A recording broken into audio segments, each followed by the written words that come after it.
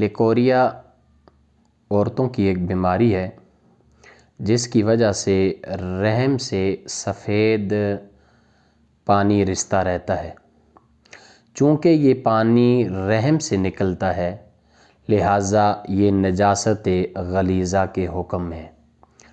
اس سے وضو ٹوٹ جاتا ہے اور اس سے کپڑے ناپاک ہو جاتے ہیں اور اس سے نماز بھی ٹوٹ جاتی ہے، الا یہ کہ وہ عورت معذور ہو۔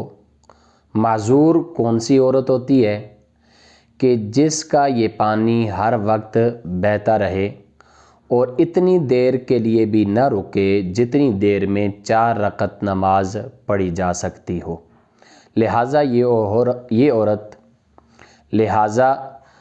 عورت معذور کے حکم میں ہے۔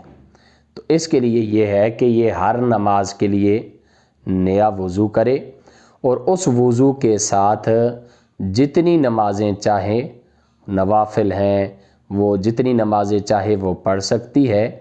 اب پانی کے نکلنے سے اس کا وضو نہیں ٹوٹے گا اور پھر جب نئی نماز کا وقت داخل ہوگا تو اس کو نیا وضو کرنا پڑے گا۔